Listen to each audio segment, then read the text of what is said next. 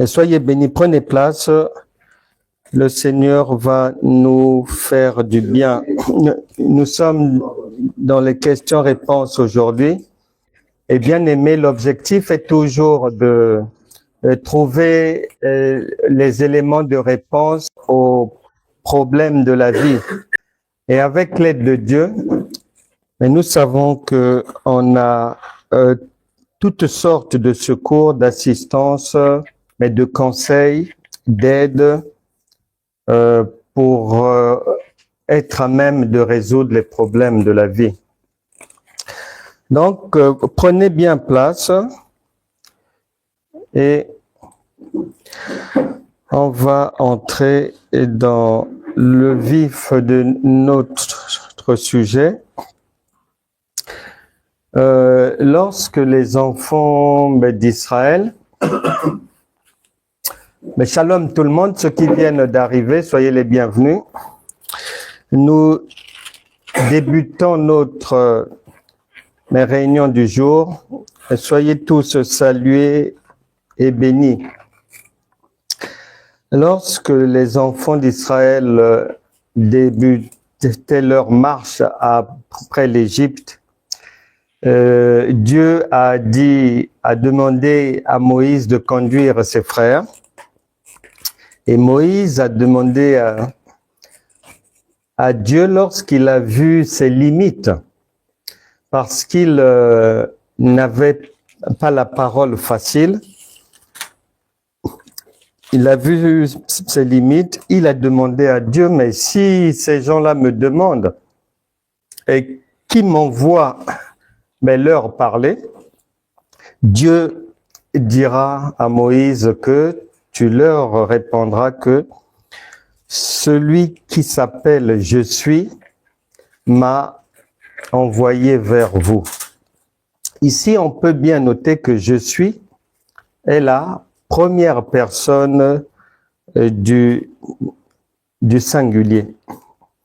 Et cette parole de Genèse, Exode chapitre 3, verset 14, Jésus, quand il arrive, il va la reprendre autrement, mais pour dire la même chose, en Matthieu chapitre 22, verset 32.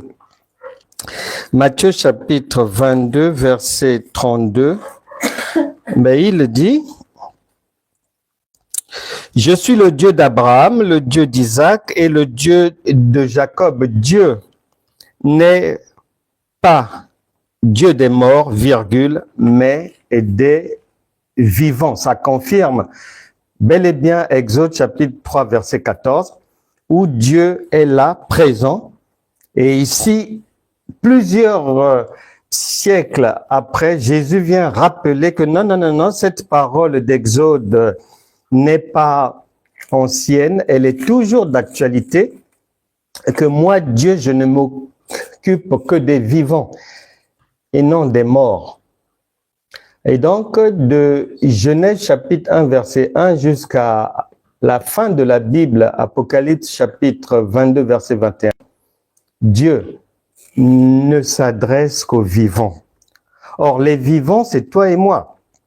Donc, il s'adresse toujours à nous. Maintenant, allons vérifier. Il nous dit quelque chose d'intéressant qui va bien nous aider à marcher aujourd'hui. Dans Daniel chapitre 5, vu que nous avons vu en Exode, en Matthieu, que Dieu se préoccupe uniquement des vivants, en Daniel chapitre 5, verset 11, il est dit ceci, Daniel chapitre 5, verset 11. Donc là, puisque il a dit là-bas dans Exode 3, verset 14, que moi je suis celui qui est toujours présent. Il a dit en Matthieu 22, verset 32, que je confirme que étant toujours présent, donc vivant, je ne m'occupe et je ne m'adresse que des personnes vivantes. Et il continue en Matthieu chapitre 24, verset 35, en nous disant que sa parole, c'est-à-dire tout ce qu'il dit, c'est pour les vivants uniquement et pas pour les morts. Maintenant, dans ce monde, on dit qu'un homme averti en vaut deux. Puisque nous sommes avertis que du début de la Bible jusqu'à la fin des Écritures, l'Éternel ne s'adresse qu'à ceux qui sont vivants. Allons vérifier ce qu'il nous donne aujourd'hui comme profil de l'enfant de Dieu dans Daniel chapitre 5, verset 11. Il y a dans ton royaume un homme qui a en lui l'esprit des dieux saints, virgule, et du temps de ton père. On trouva chez lui des lumières, virgule. Donc, si tu suis bien, Dieu ne te parle pas d'un Daniel que tu n'as jamais connu, que tu ne connaîtras jamais. Tu ne connaîtras jamais ni son adresse, ni son frère, ni sa sœur, ni sa famille, rien. Il t'a déjà dit qu'il ne s'occupe pas des personnes mortes ni absentes. Donc, il s'adresse à toi, il s'adresse à moi pour dire quoi? Pour dire que il y a dans ton royaume un homme, donc toi, qui a en lui l'esprit des dieux saints, et du temps de ton père, on trouva chez lui des lumières, virgule, de l'intelligence, et une sagesse semblable à la sagesse des dieux. Une sagesse semblable à la sagesse des dieux. Au verset 12, il est dit, parce qu'on trouva chez lui. Or, Dieu ne parle ni des morts, ni des absents, uniquement il s'adresse au présent pour parler des personnes présentes. Donc là, il s'agit de toi. Et qu'est-ce qu'il dit de toi? Le profil que tu dois avoir, ce qui est prévu. Il est dit que parce qu'on trouva chez toi, virgule, lui, on a mis un nom Daniel là, mais c'est toi-même, nommé par le roi Belshazzar, donc choisi par Dieu, avec un esprit supérieur, virgule, de la science et de l'intelligence, virgule, la faculté d'interpréter les songes, c'est-à-dire les Écritures, virgule, d'expliquer les énigmes, virgule, et de résoudre les questions difficiles. Que Daniel soit donc appelé et il donnera l'explication. Voilà le profil du chrétien type, de l'enfant de Dieu type, puisque la parole est une lumière. Et ici, on dit que il y a chez cette personne des lumières, de l'intelligence, un esprit supérieur, de la science, donc la connaissance, l'intelligence, la faculté d'interpréter les songes, d'expliquer les énigmes et de résoudre les questions difficiles. Voilà le profil du chrétien type. Pour autant, la question, est-ce que les chrétiens d'aujourd'hui ont ce profil? Est-ce que les pasteurs d'aujourd'hui ont ce profil? Chez combien de chrétiens trouve-t-on les éléments cités là? Une sagesse, une intelligence. Il comprend les Écritures, il les interprète, il explique les énigmes, il comprend même les questions difficiles. Bien-aimés, notre marche dans le Seigneur consiste à parvenir à revêtir un tel vêtement.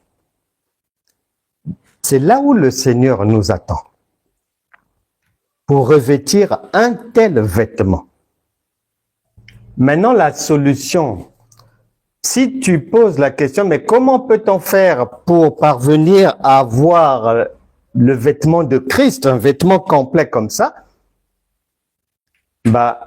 2 Pierre, chapitre 1, verset 5, te donne la réponse en disant « Faites tous vos efforts pour joindre à votre foi la connaissance. » Faites tous vos efforts pour joindre à votre foi la connaissance. On n'a pas dit faites tous vos efforts pour joindre à votre foi le chant. Non. On n'a pas dit la prière. Non.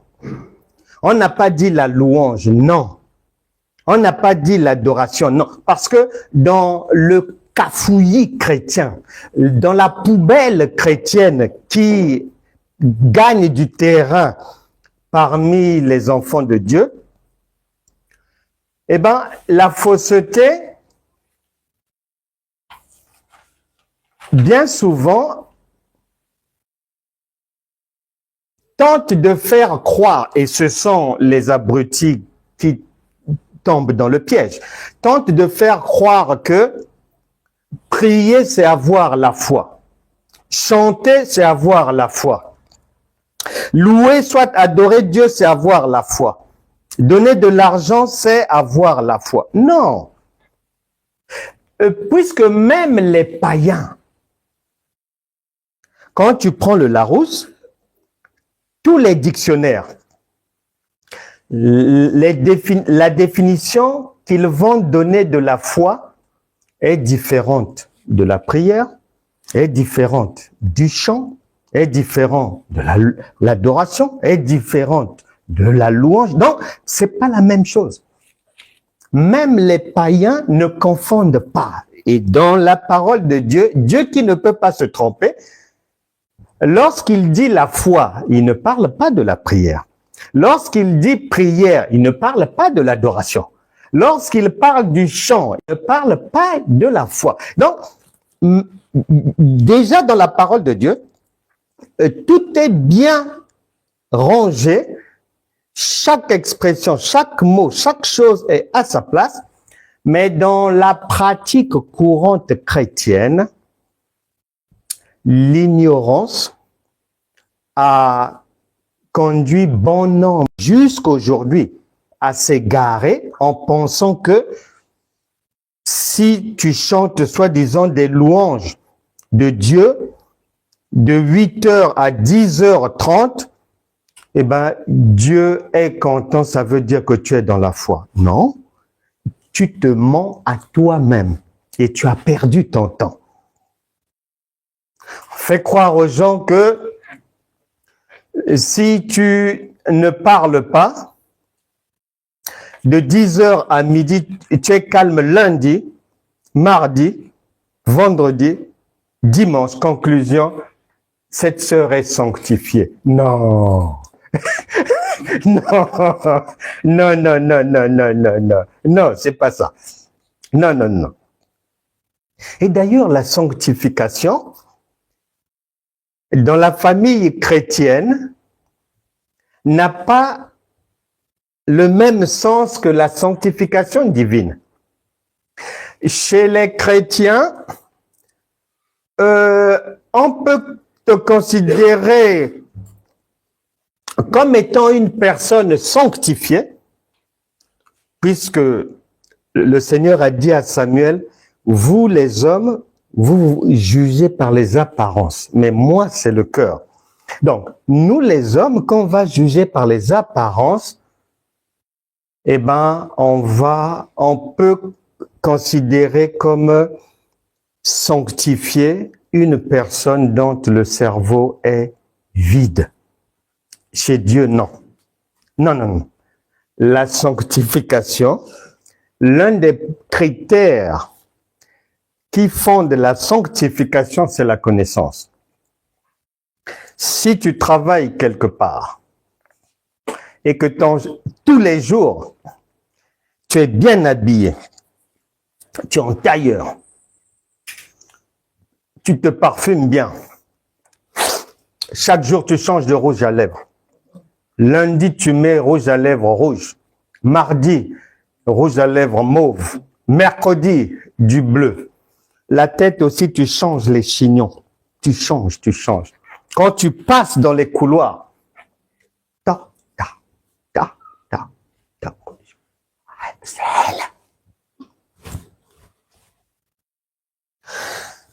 Ton accoutrement, les gens vont apprécier. ma soeur, tu t'habilles bien, vraiment génial. Ah, ça, c'est quoi? Oh, non, c'est du Versace. Ah, vraiment, félicitations et tout. Le jeudi, ah, soeur, oh là, c'est quoi? Oh non, c'est Gucci. Ah, ben vraiment.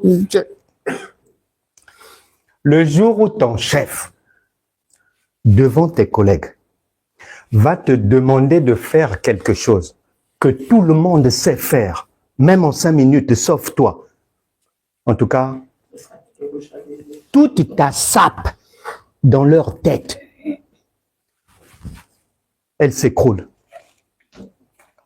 C'est-à-dire, quand ils vont découvrir que, bon, or la tête était vide, toute la gamme s'écroule. Et à partir de là, ils ne te feront plus de compliments. Non, c'est fini. Quand on va découvrir qu'en fait, tout ça là, c'était du vent et que la tête dedans, il n'y a rien, non, c'est fini. Donc, quand Pierre dit, faites tous vos efforts pour joindre à votre foi la connaissance, nous devons, si nous voulons être fidèles à la parole, suivre ce chemin-là. Maintenant, quiconque ne veut pas suivre le chemin, ou quiconque va essayer de fabriquer, bifurquer, trouver un raccourci et tout, on a déjà prophétisé sur ce qui va lui arriver. Osée chapitre 4. Osée chapitre 4, verset 6, il est dit, « Mon peuple est détruit, donc il échoue, il reste malade, ça ne marche pas, il boit du noir, une vie en dents de scie. Mon peuple est détruit parce qu'il lui manque la connaissance, point. Puisque tu as rejeté la connaissance, je te rejetterai et tu seras dépouillé de ton sacerdoce, c'est-à-dire dépouillé de ce que tu veux avoir. Même ce que tu as eu, on va enlever. La Bible dit, à celui qui a, on va ajouter, celui qui n'a pas, même le peu là, on prend et on met à la poubelle. Donc, chacun doit bien avoir à l'évidence que notre course est une recherche permanente de nouvelles connaissances, parce que c'est la connaissance qui permet à quelqu'un de facilement résoudre les problèmes de la vie. Mais rapidement d'abord, avant de voir pourquoi est-ce que les problèmes peuvent persister et comment en sortir facilement, il y a quelqu'un qui a fait un rêve et dans ce rêve, la personne reçoit un message d'un membre de sa famille. Mais ce membre de la famille n'est pas chrétien, est dans l'occultisme, etc., etc. Et la personne se demandait quelle attitude avoir par rapport à ce message venant d'un païen et de surcroît occultiste. Nous devons savoir et ne jamais oublier que Dieu n'est pas un homme. Dieu est esprit. Et nous sommes prévenus. Mais les chrétiens sont tellement têtus, les coups sont tellement raides, que bien souvent les gens sont à côté de la plaque, dans la désobéissance.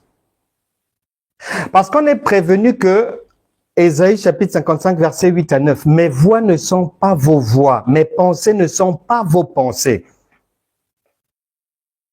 Donc Dieu est esprit. Et en général, lorsque tu reçois un message de Dieu, même si c'est par le biais d'un ennemi, Dieu qui est esprit ne va pas s'occuper des problèmes que vous avez ensemble, non. il va aller choisir un visage de quelqu'un qui est un membre de ta famille, qui est une personne qui t'est peut-être familière, pour que ça t'interpelle.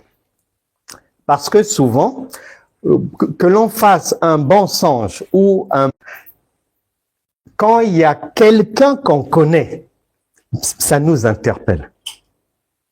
Mais si Dieu te met dans le songe quelqu'un que tu ne connais pas, tu vas pas accorder trop d'importance au songe.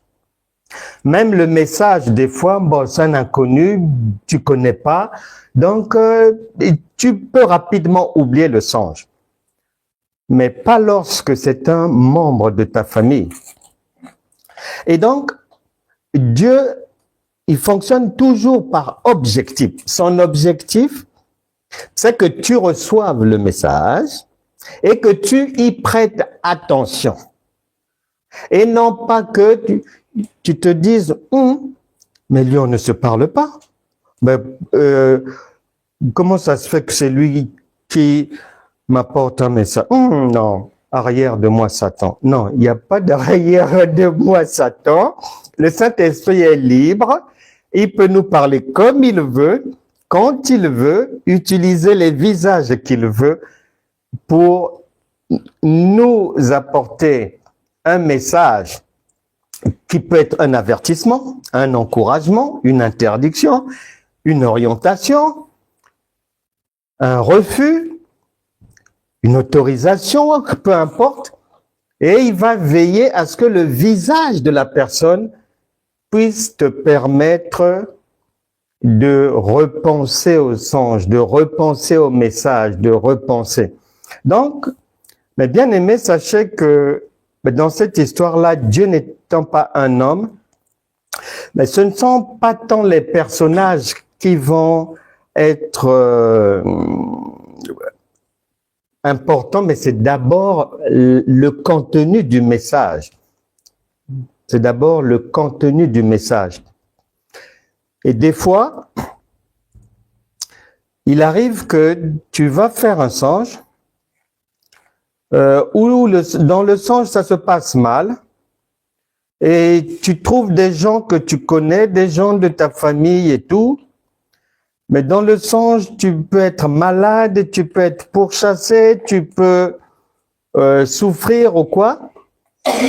Et le Saint-Esprit va mettre des visages de ta famille simplement, des fois, pour te faire comprendre que ce mal dont tu souffres, ne perds pas ton temps à aller chercher ailleurs, c'est au sein de la famille.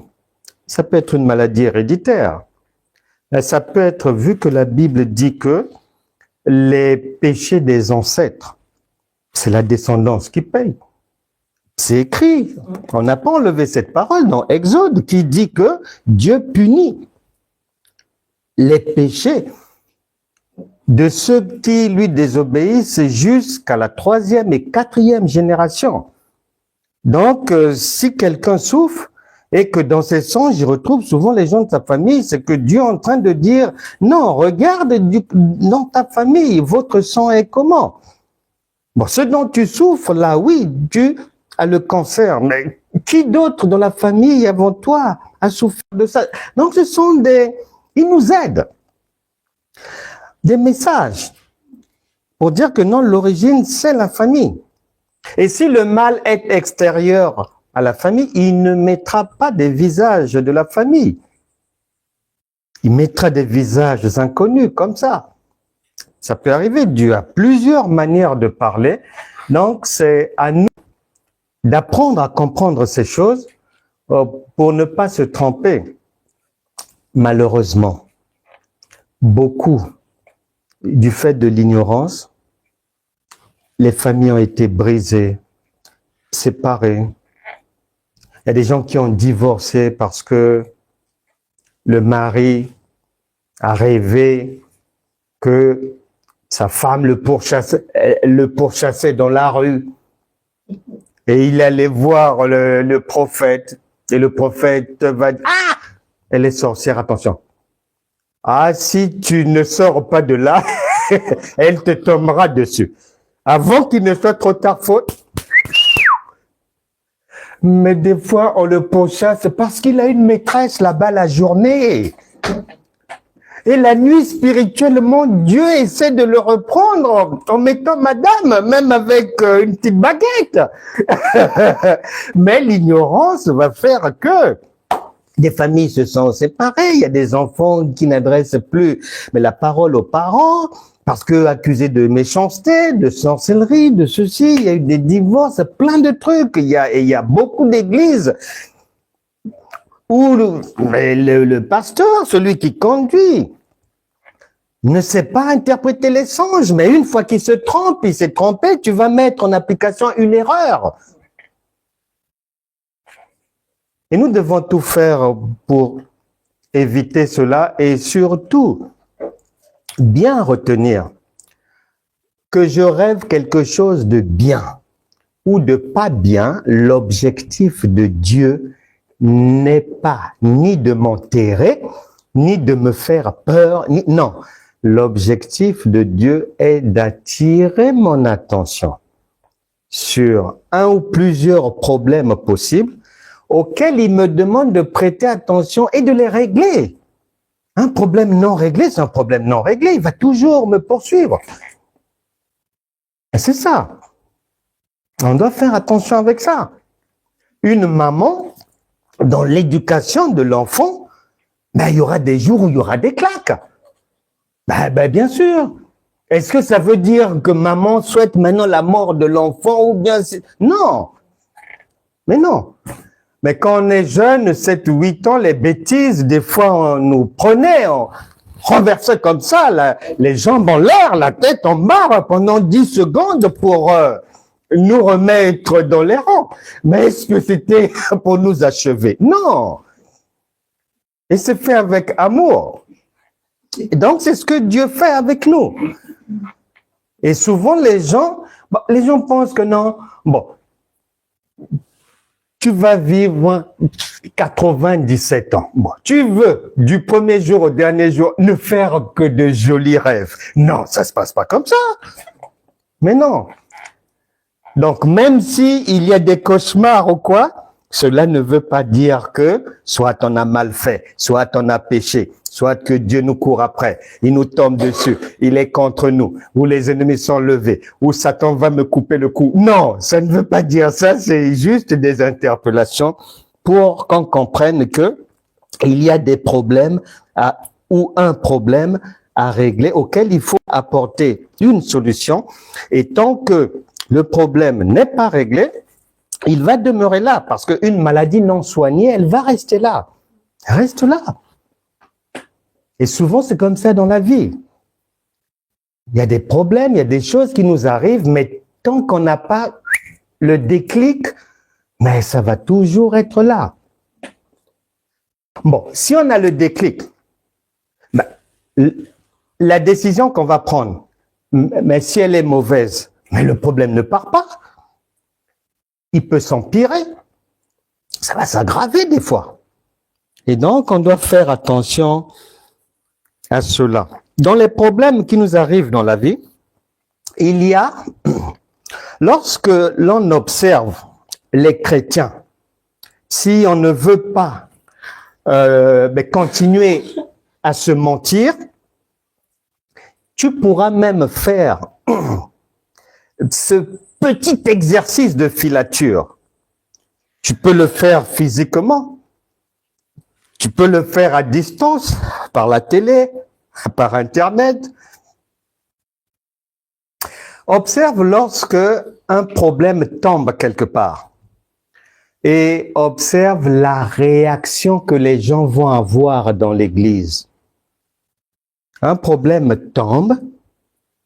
Quand tu vas observer la réaction du pasteur, des diacres, de la diaconesse, de l'ancienne, des brebis, de tout ce monde-là, la décision qu'ils vont prendre sur ce qu'il faut faire pour que ce problème-là disparaisse. L'enfant à 16 ans a fugué. Ça fait 2 jours, elle n'est pas rentrée à la maison. Elle était partie depuis samedi. Dimanche, elle n'est pas rentrée aussi. Lundi, c'est l'école. Elle n'est pas là. Dimanche, 18 h, la maman au bureau du pasteur, elle n'est pas rentrée. Tu vas remarquer que dans la solution pour sortir du problème, il y aura dans leur attitude, du pasteur, de la maman chrétienne, des diacres, de tout le monde, quand ils vont rentrer en prière, c'est comme si, c'est-à-dire, ils vont se précipiter pour informer Dieu de la situation de la maman. Comme si Dieu ne savait pas ça, il n'était pas informé. Non. Donc, il faut vite faire pour ramener le dossier le plus vite possible sur son bureau. Et là, blablabla. Diarrhée verbale. Or, la Bible dit dans Ésaïe chapitre 46, verset 10, que avant même le commencement, Dieu, il annonce. Et la Bible affirme que, ici, là, sur cette terre, rien ne peut arriver sans être passé par le contrôle de Dieu. Rien ne peut arriver. Tout ce qui va arriver a reçu la permission divine. Il y a une frontière. Il faut une permission. Allez-y. Nous voulons... Voilà, c'est quoi? Au nom... Ah, Seigneur, vois-moi vraiment... Ça fait 8 ans, je suis célibataire et tout, mais j'aime bien le mari de la sœur Angèle. Oh, j'ai entendu qu'ils ont des problèmes. Oh, Saint-Esprit, mais donne-moi un mari comme ça. Non, là, on n'autorise pas ce genre de prière. On n'autorise pas, il n'y a pas d'autorisation. On ne donne pas l'aval sur ce genre de choses. Donc, tout ce qui va arriver sur cette terre, Dieu est au courant de la chose avant même qu'elle ne soit fabriquée. Avant même qu'elle ne soit fabriquée. Or, souvent, nous commettons l'erreur dans la réaction, dans la solution à apporter pour résoudre un problème. Nous commettons l'erreur de croire que Dieu n'est pas informé. Ou bien, bon, on a prié 30 minutes et tout, on pense que non, c'est pas suffisant. Bon, chacun de vous, on va encore prier, chacun à la maison, de minuit à 2 heures, nous restons en prière pour ce problème. Nous restons en prière. Vous avez compris? Oui. Nous restons en prière. Vous restez debout. Vous ne quittez pas, on appelle ça comment, quand les gens se tiennent sur la brèche, là. Vous ne quittez pas votre poste de surveillance. Le Seigneur avait dit à Habakkuk que attends la prophétie, ça va s'accomplir et tout. Et non seulement, la réaction c'est que bon, Dieu n'est pas au courant, il faut en urgence lui filer l'info. En plus, comme des fois le mardi, à partir de 22 h, Dieu est sourd. Il faut, à partir de minuit, il faut carburer pour que les tympans puissent libérer la voix. Donc, on ajoute des kilotonnes de prières. Comme s'il n'avait pas bien entendu. Comme s'il n'était pas bien au courant. Or, souvent, nous faisons erreur. Lorsqu'on faisait ainsi et que les autres continuent à faire ainsi aujourd'hui, ils font erreur. Pourquoi? Parce que cette histoire-là, ça ressemble à une voiture, une gazinière, un téléphone, un ordinateur. Tu l'achètes, Celui qui a conçu ça a indiqué sur la notice comment ça doit fonctionner. Il a précisé ce qu'il y a lieu de faire et ce qu'il ne faut pas faire. Et il a même précisé, en cas de problème, comment changer. Ici, là, c'est pareil. Le propriétaire, ici, c'est la vie. C'est la vie abondante. Qui veut manger les fruits du pays où coule le lait et le miel, Paul dit qu'il doit le faire selon les règles de la course. Quand tu achètes une voiture, celui qui a conçu le véhicule a dit, il roule soit au carburant, soit au diesel. Si tu tentes de mettre de l'huile ou autre chose, ça ne marchera pas. Même si tu appelles tes enfants, peut-être tu as 12 enfants qu'ils te poussent et tout, que tu essaies, ça n'avancera pas. Il a dit que ce véhicule-là, il y a un endroit où tu dois mettre l'huile. Maintenant, si à cet endroit tu mets de l'eau, ça ne marchera pas. Il a dit il faut des bougies.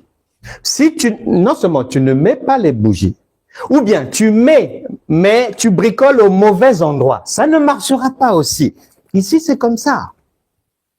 Et les chrétiens ressemblent souvent à des véhicules où le propriétaire n'a pas la clé, mais il a appelé les amis, les frères et sœurs en Christ pour pousser la voiture, pour essayer de démarrer. Ils sont là en train de ramer, forcer, se rider les visages dans les jeûnes, dans les prières pour... Ça ne marchera pas.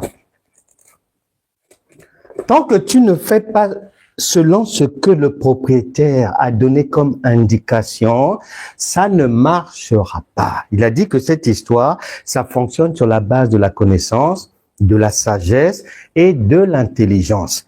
Et tu ne peux pas remplacer ça par la prière, par le chant, par lever les bras, par mettre des foulards comme ça et puis par parler en langue. Non,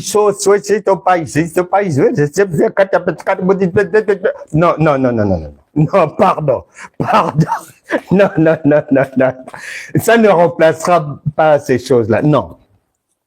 Donc, nous devons faire attention à cela. C'est pour cela que Paul, dans Galates chapitre 3, verset 1, s'adressant aux chrétiens des temps modernes, se dit, pose la question, qui vous a ensorcelé?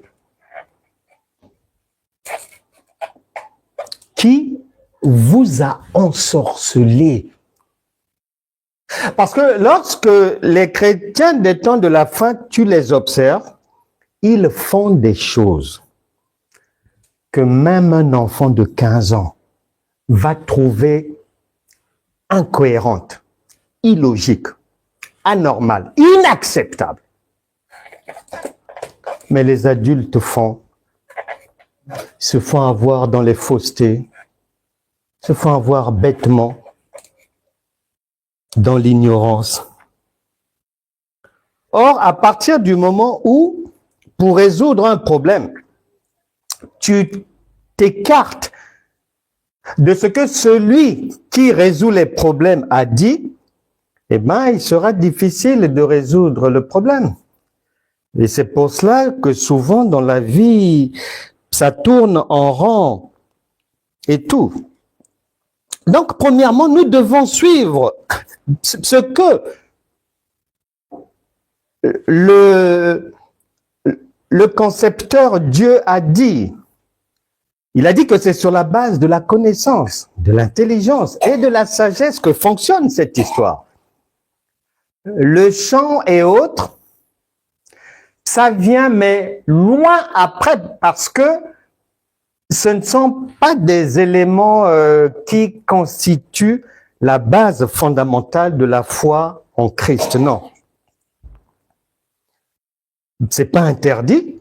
On continuera toujours à prier, à faire ces choses-là, mais sans renverser les fondamentaux, sans renverser les fondements. Et on nous prévient dans le psaume 11, verset 3, de ne pas renverser les fondements. La foi, c'est pas la prière. La foi, ce n'est pas le jeûne. La foi n'est pas chanter. La foi n'est pas faire soi-disant des sacrifices. Non. La foi, c'est la foi. La connaissance, c'est la connaissance. L'intelligence, c'est l'intelligence. La sagesse, c'est la sagesse. C'est pour cela que tous ces éléments sont différents et dans la Bible et dans les dictionnaires des hommes. On ne mélange pas. Donc, les solutions, il faut savoir qu'on doit le faire pour sortir d'un problème selon ce que Dieu a dit.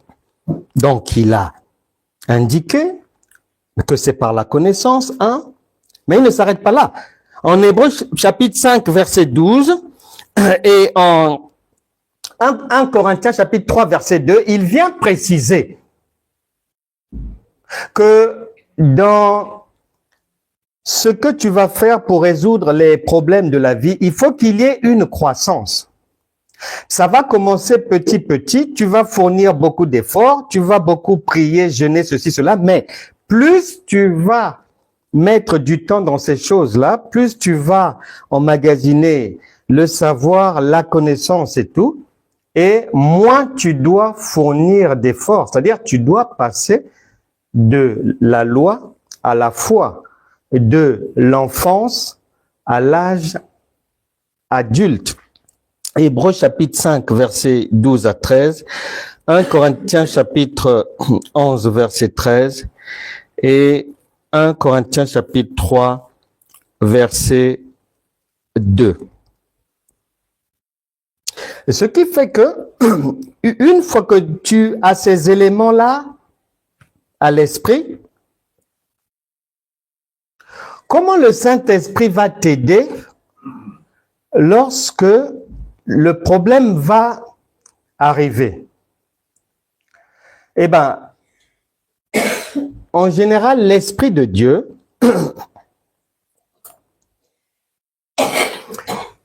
l'Esprit de Dieu ne peut t'aider d'abord que dans la limite de ce que tu as comme connaissance et compréhension. C'est dans cette limite-là. Tu vérifieras bien. Durant le ministère de Jésus, lorsque le Seigneur rencontre le centenier romain, la femme à la perte de sang, la femme avec l'enfant qui tombait à chaque fois, qui faisait des troubles. Lorsque tu observes la guérison de l'aveugle Bartimée, tout ce monde-là, lorsque tu analyses leur guérison, leur délivrance, tu vas te rendre compte que ça va se jouer sur ce qu'ils connaissent, ce en quoi ils croient et comment Dieu peut, selon eux, les délivrer de ce problème. Et tu constateras que, première réponse, tout ce monde-là savent que, avec Dieu, pour avoir une solution, on ne souffre pas. Ça, c'est l'un des premiers éléments à avoir à l'esprit, que la délivrance, la guérison par la foi, elle ne nécessite aucun effort physique à faire. C'est beaucoup plus sur ce que je connais, ce que je sais et ce en quoi je crois et qui fasse partie de mon héritage. Si je crois que mon Père Jésus a souffert, Donc, tel père, tel fils. Donc, moi aussi, en tant que son fils, je suis appelé à la souffrance. Job te répond, bravo, c'est ce que tu vas avoir. Job chapitre 3, verset 25. Mais si tu viens et tu crois en ce que Jésus est venu dire en Matthieu chapitre 6, verset 33, ou en Matthieu chapitre 11, verset 28, venez à moi, vous tous qui êtes fatigués et chargés, je vous donnerai du repos. On n'a pas dit le repos pendant une semaine, non. Un repos indéfini. C'est-à-dire pour l'éternité. Eh bien, si tu acceptes ces paroles-là, eh bien, c'est ça que tu auras. Parce qu'il a dit à tout le monde d'entre nous, tous les jours, devant chaque difficulté, lorsqu'un problème t'arrive, lorsque les problèmes nous arrivent, il nous dit toujours, je mets devant toi la difficulté et la solution facile, c'est-à-dire la mort et la vie. Choisis la vie, c'est-à-dire la solution de facilité. Au lieu d'aller souffrir dans les 102 jours de jeûne, ton mari ne te reconnaît même plus après. C'est pour ça qu'il y a beaucoup de divorces comme ça. Le mari est écœuré. Elle est ridée de partout maintenant. Soi-disant pour Dieu. Donc, nous, l'idéal, c'est de faire le choix de la facilité, du repos. Cherchez premièrement le royaume et la justice de Dieu et toutes choses vous seront données par-dessus tout.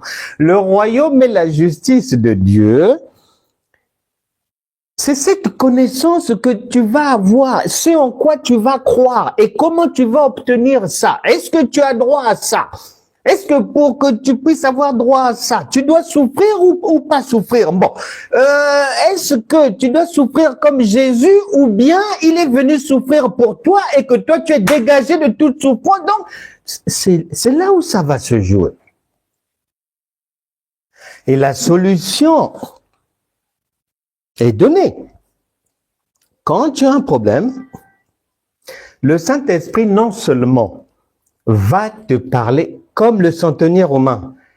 Quand il a exposé le problème de son serviteur à Jésus, immédiatement, Jésus va lui dire, Matthieu chapitre 8, arrivé au verset 7, dès qu'il a l'information, il dit, j'irai et je le guérirai. Jusqu'aujourd'hui, devant chaque problème, le Saint-Esprit nous propose toujours de nous sortir de la difficulté. La Bible déclare, il n'y a rien de nouveau sous le soleil. Nous propose toujours de nous sortir de la difficulté. Maintenant, comment Dieu nous sort de la difficulté?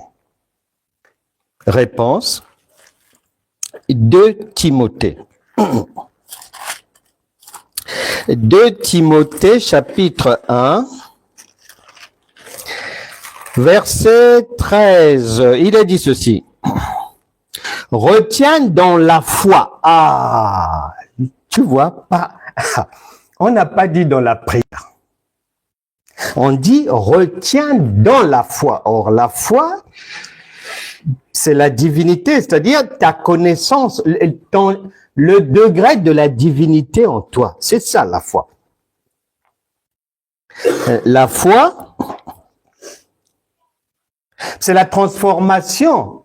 Manifester la foi, c'est transformer ce que tu connais en réalité, mais sans souffrir. Voilà. Sans larmes, sans effort, sans souffrance. Voilà. Tout effort que tu vas ajouter là, tu n'es pas dans la foi.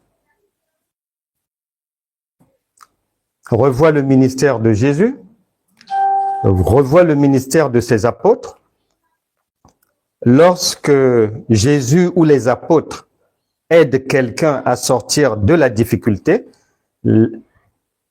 celui qui aide ne souffre pas et celui qui est aidé ne doit pas aussi souffrir. C'est comme à l'hôpital. C'est le même principe. Jésus, c'est un médecin. Mais regarde maintenant la réalité chrétienne. 2 Timothée chapitre 1 verset 13. Retiens dans la foi et dans la charité qui est en Jésus-Christ le modèle des saines paroles que tu as reçues de moi. Garde le bon dépôt par le Saint-Esprit qui habite en nous. Ça veut dire ceci. J'ai déjà donné ce témoignage. Un jour, on devait saisir ma maison. Et j'étais débordé de relances d'huissiers, de mise en demeure, assignation, tout cela, beaucoup de lettres. Et j'avais dit que, à un moment donné, je vais recevoir un courrier d'huissier m'informant que la semaine prochaine, c'est-à-dire, monsieur, on vous laisse le temps de débarrasser la maison. La semaine prochaine, nous venons pour condamner la maison. Et ce jour-là, quand j'ai pris ce courrier, je suis allé dans la chambre au moment de me mettre à genoux et d'avoir le réflexe chrétien, c'est-à-dire prier, prier, et puis en sortant de la prière, entrer dans un jeûne, puisque c'est ce qu'on nous avait appris. Au moment où j'ai voulu me mettre à genoux, j'ai entendu au fond de mon cœur, c'est monté jusqu'à mes oreilles, Ésaïe chapitre 49, verset 15. Là-bas, il est dit, est-ce qu'une maman peut abandonner son enfant? Même si une maman abandonne son enfant, moi l'Éternel, je ne t'abandonnerai pas. En tout cas, une fois que j'ai entendu ça, j'ai su sur le champ que mon problème avait été réglé. Pourquoi? Parce que quand Dieu a parlé, fini. C'est comme un roi ou un chef d'État quelque part, il fait son discours, il peut vous donner la parole, vous répondez. Lui, il dit le dernier mot. Quelqu'un ne peut pas encore prendre la parole après le chef. C'est impossible. Donc, Dieu m'a sorti du problème en puisant, en m'aidant sur la base des versets bibliques du dépôt de Dieu qui est en moi. C'est là où il vient puiser et il te donne la parole. Maintenant, si tu ne retiens pas la parole, maintenant, si tu vis dans le bruit, maintenant, si tu chantes matin, midi, soir, tu laisses même pas à Dieu le temps de te parler, tu ne peux pas résoudre le problème. Bon, maintenant, si tu prends la parole, il puise dans le dépôt de ce que tu connais, il te donne. Et tu oublies que quand un chef a parlé, plus personne ne peut parler. Or, les chrétiens, ils font quoi? Même s'il reçoit une parole, pour lui, il faut qu'il ajoute le jeûne, il faut qu'il ajoute la prière, il faut qu'il ajoute des veillées de... Non, c'est de la folie. Dieu a parlé, c'est fini. Le problème n'existe plus. Spirituellement, c'est réglé. Et je bénis Dieu de n'avoir pas à ce moment-là été un homme au cou raide. Une fois que j'avais reçu cette parole, j'ai su que mon problème était réglé. Et jusqu'à ce que le problème soit réglé 3 ans après, je n'ai jamais prié pour ça. Jamais. Parce que soit on comprend Dieu et on fait comme il a dit de faire ici, ou soit on a une tête tellement têtue. Aujourd'hui, je parlais avec une personne, une sœur. Je crois que les années vont venir, les semaines vont venir, les mois, où il y aura des enfants de Dieu. Avant de les écouter, il faut prendre moins du Doliprane ou de l'efferalgan. La personne me parlait. Ah oui, voilà. Est-ce que tu as vu, je ne sais pas, il y a eu une histoire quelque part, on a montré un reportage, un feu a apparu, je ne sais pas quoi et tout. Ah oui, ben c'est prévu dans les Écritures. Nous sommes dans les temps de la fin. Oui, nous ne sommes plus dans la grâce, on n'est plus dans la grâce. On est au 7e jour du Seigneur. Et donc, les prophéties sont en train de s'accomplir, ceci, cela. Le Seigneur est à la porte, hein, c'est là, et la grâce c'est fini. On est dans le 7e jour. Le 7e jour pour qui? Parce que chez Dieu, un jour c'est 1000 ans. Un jour, c'est 1000 ans. Donc, si c'est le 7e jour, il faut 7000 ans. Or, nous ne sommes qu'à 2000 ans après le Seigneur. Donc, il y a encore une longue route. Donc, des choses comme ça, on ne comprend pas. Qui leur apprend ça? Ils ramassent ça où? Et c'est un mélange. Ces choses-là, quand tu auras un problème, vu que là-dedans, en toi, il y a déjà du désordre, c'est déjà poubelle, eh bien, quand un problème va arriver, une tempête, tu n'es pas ordonné pour bien faire face au problème et avoir le recul qu'il faut pour y donner la meilleure solution. C'est pour ça que beaucoup font naufrage. Ils oublient que la parole de Dieu, il est dit, dis seulement un mot. On a dit, dis seulement un mot. Or, le dit seulement un mot de Dieu, mais c'est de plusieurs manières. Mais c'est un seul mot. On n'a pas dit des centaines de milliers de mots, des kilomètres de prières. Non. Les gens sont souvent hors sujet. Ils sortent du cadre. Au lieu de rester dans l'autoroute, ils sortent. Et on doit éviter de faire ces choses. Donc, Dieu, pour t'aider, le Saint-Esprit va te parler, va te donner la solution. Et quand tu vas aller te retirer sur une montagne là-bas ou bien là-bas en retraite spirituelle, comme les gens font dans des églises de retraite spirituelle, 1 semaine ou 3 semaines, bien quoi, soi-disant pour chercher Dieu, soi-disant pour implorer la miséricorde de Dieu, soi-disant pour mieux entendre Dieu. Mais tu es déjà vraiment perdu. Tu vas le chercher dehors.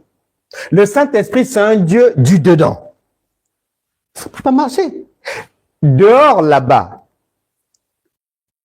Mais c'est l'autre qui va vous conseiller. Mais oui, c'est pour ça que les chrétiens se trompent souvent. C'est l'autre qui va vous conseiller. Et c'est là où les sœurs sont...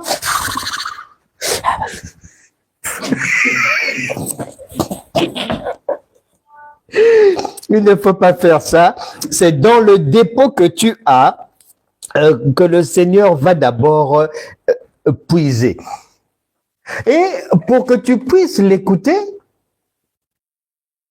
il y a une attitude à avoir parce que souvent, on réagissait dans la panique face à un problème. Dans la panique, faut beaucoup prier, faut beaucoup jeûner, faut lire. Et Tu ne laisses pas le temps à ta conscience de pouvoir entendre le Saint-Esprit parler. La Bible dit en Deutéronome chapitre 6, verset 1, Deutéronome chapitre 6, verset 1, il est dit,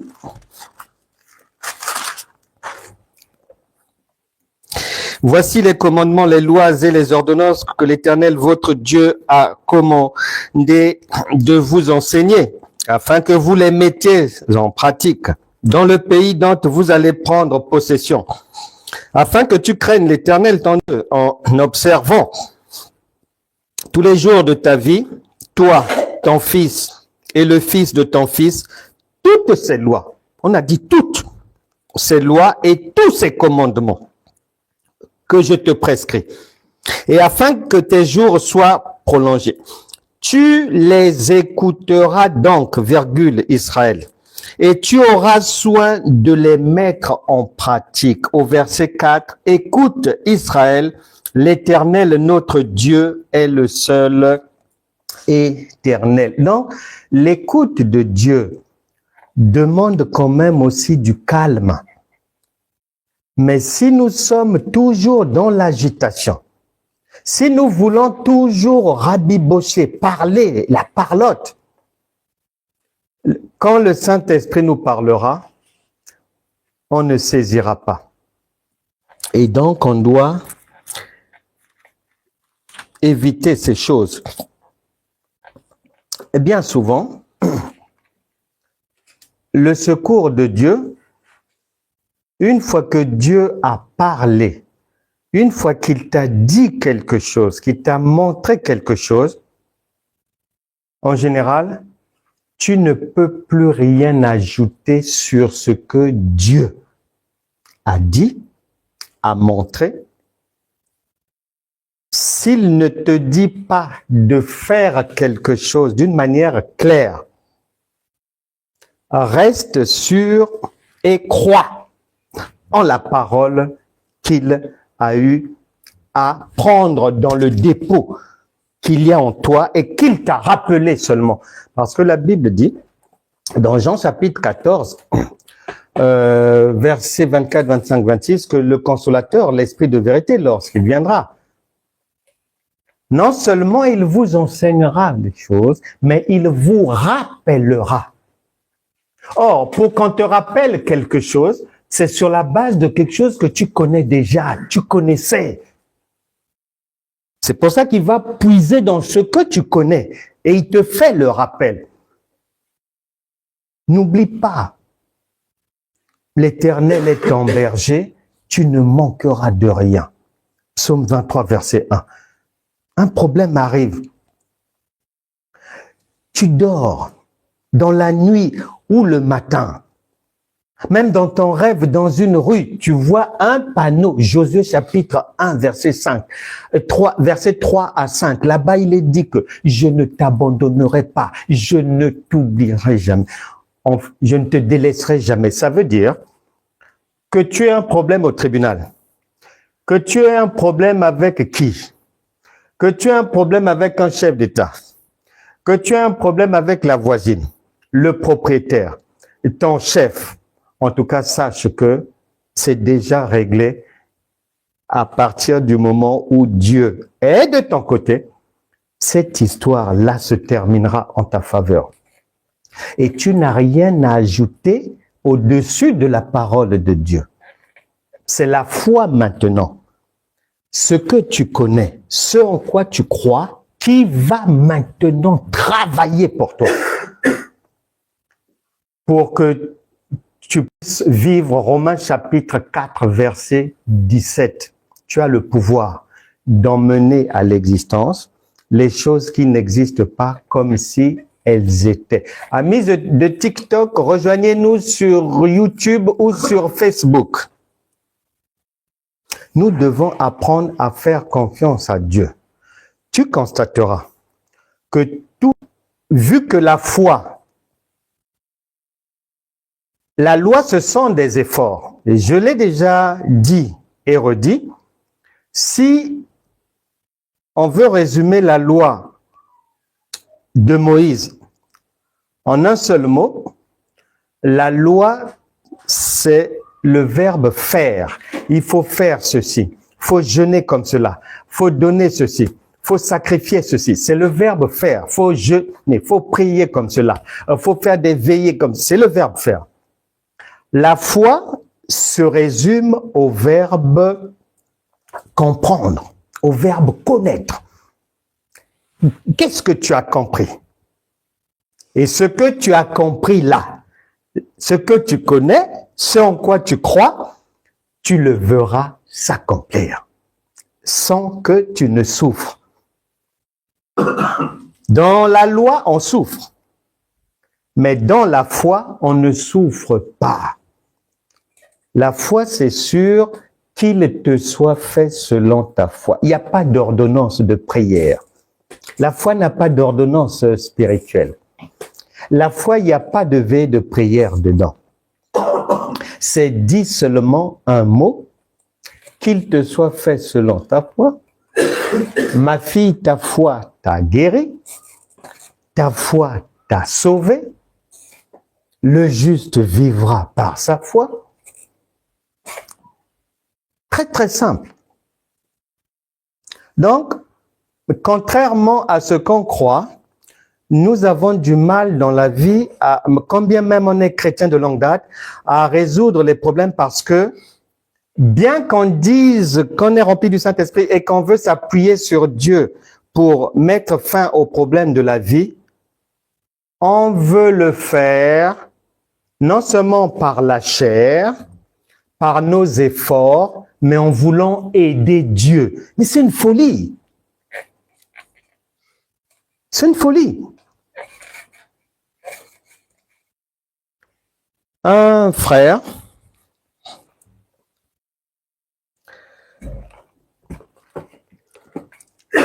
regarde bien, Dieu vient toujours comme un voleur.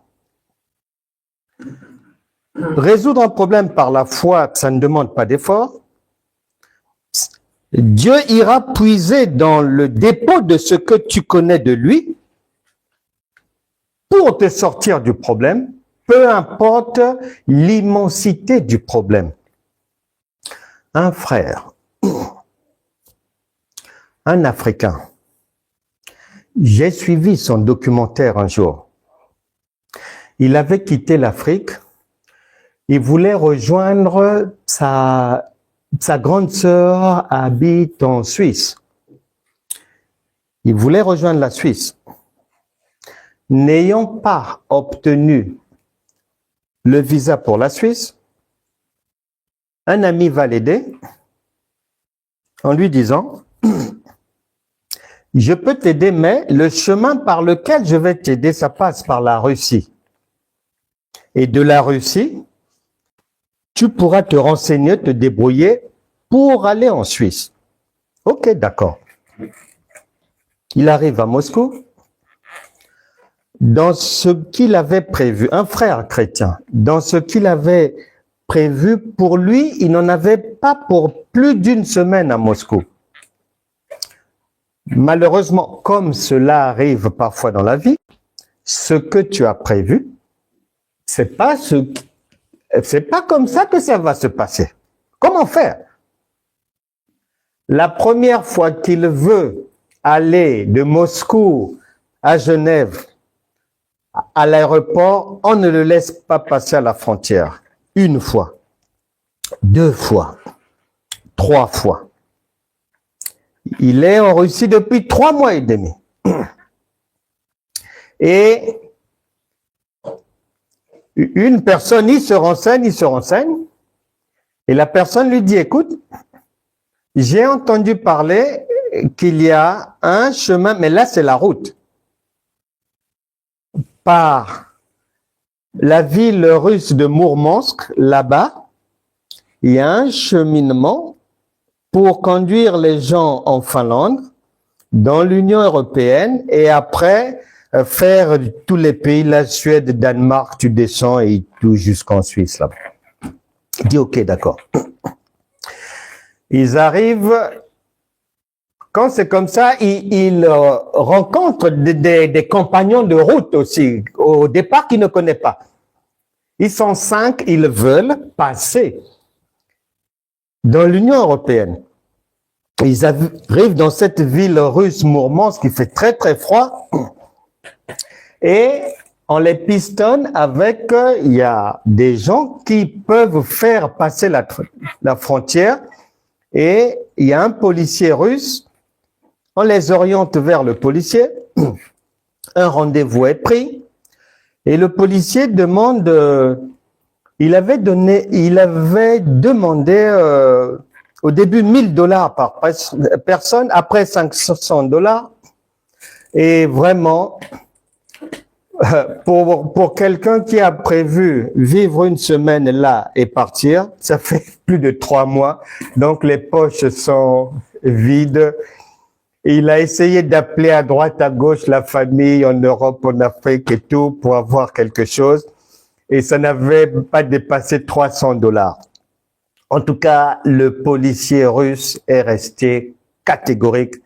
Non, il a refusé. Ils sont repartis dans le foyer des immigrés, là-bas, des réfugiés. Un jour, 2 jours, 3 jours passent. Le 4e jour, ils voient débouler au camp des réfugiés le policier russe en question, accompagné de sa femme. Et il leur dit, bon, nous sommes venus vous chercher pour vous emmener jusqu'en Finlande. Ils étaient étonnés, il avait refusé. Et le policier va leur expliquer que ça fait 3 jours. Il fait un rêve où on lui dit de venir les chercher et de les faire entrer en Finlande. Sa femme, 3 jours, le même rêve que son mari. Maintenant, ce jour-là, le 4e, monsieur et madame, dans le rêve, on leur a maintenant dit, si vous ne vous levez pas aujourd'hui pour le faire, c'est la mort pour vous.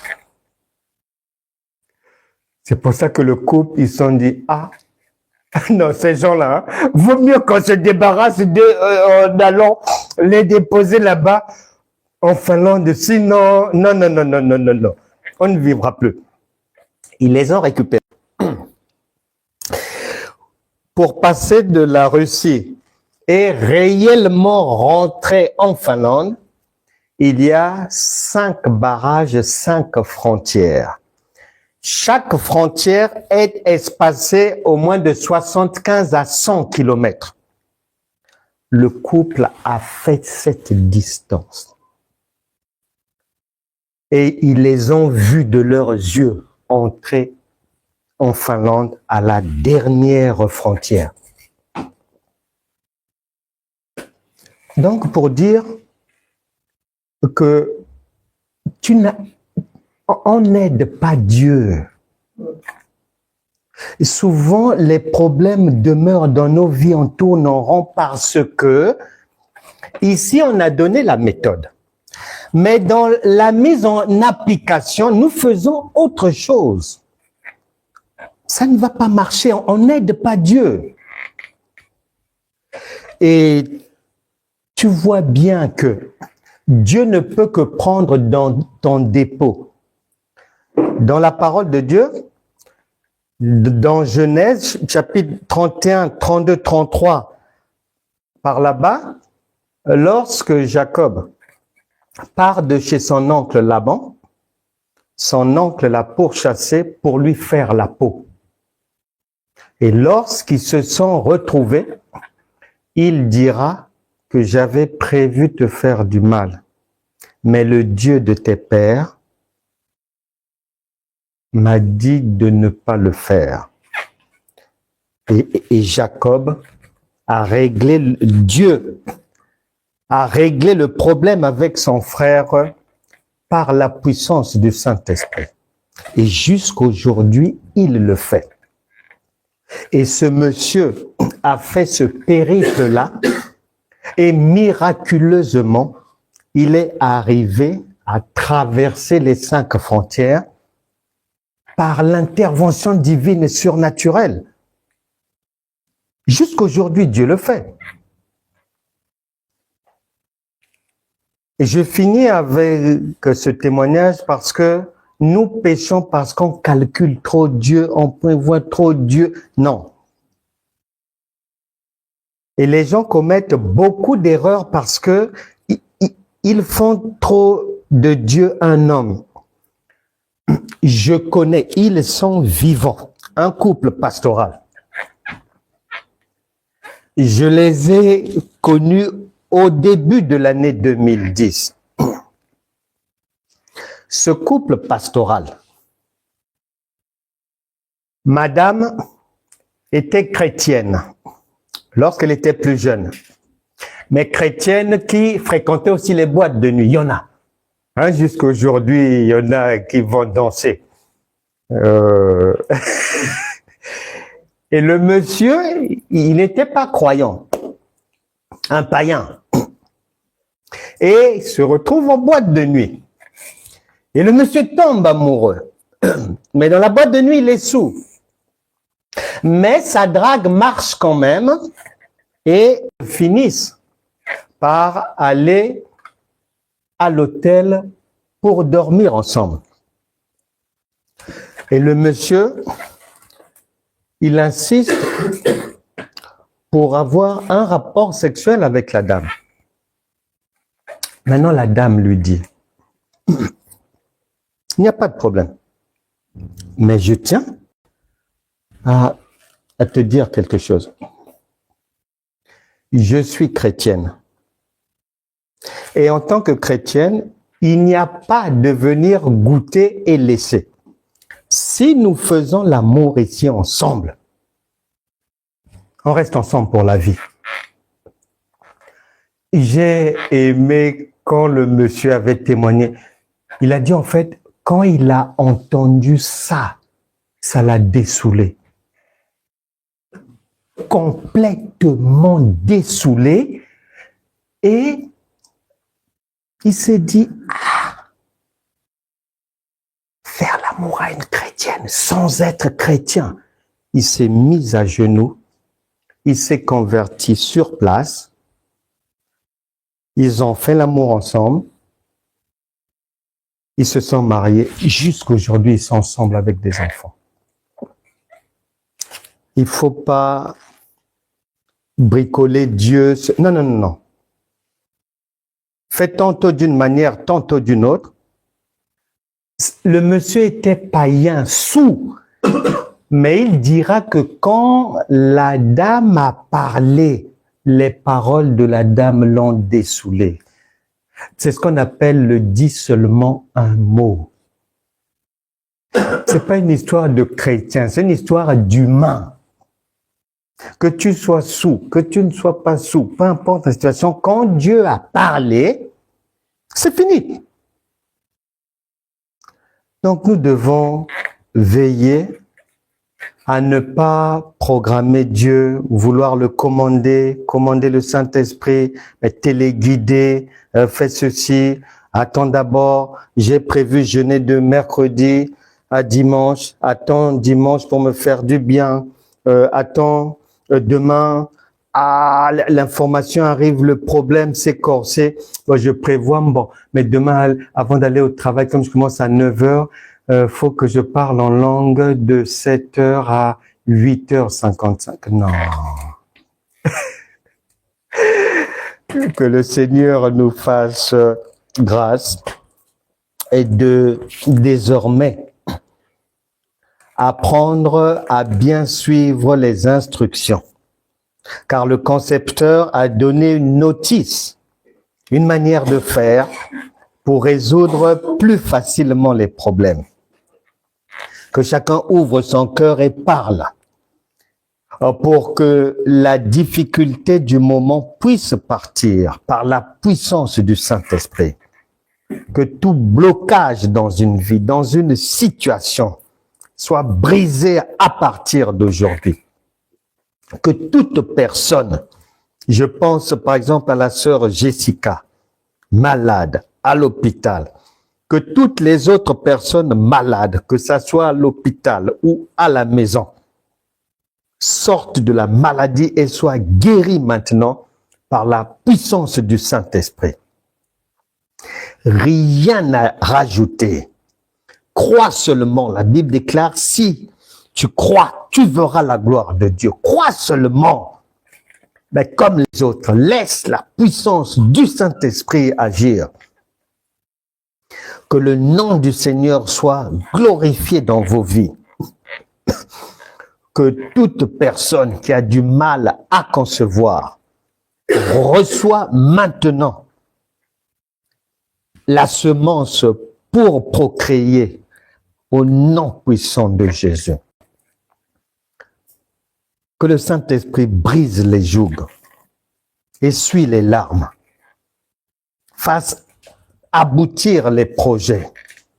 Que la vie ne soit plus la même au nom de Jésus. Que les problèmes à répétition s'arrêtent aujourd'hui.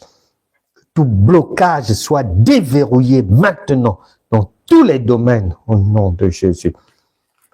Que tout enfant qui a fugué, tu reprends tes pieds et tu rentres à la maison. Que les cœurs des mamans et des papas puissent être apaisés au nom puissant de Jésus. Que la grâce de Dieu abonde sur ta vie. Que la sagesse de savoir résoudre les problèmes de la vie, comprendre les songes, les interpréter, soit désormais ton partage.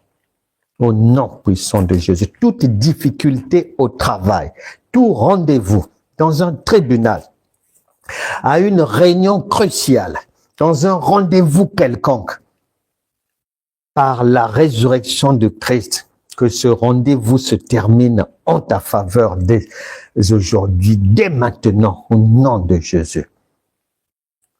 Que le Saint-Esprit te prenne réellement en charge. Laisse-lui la place qu'il faut pour qu'il te fasse du bien facilement, sans souffrance, sans souffrir. Au nom puissant de Jésus. Amen. Amen.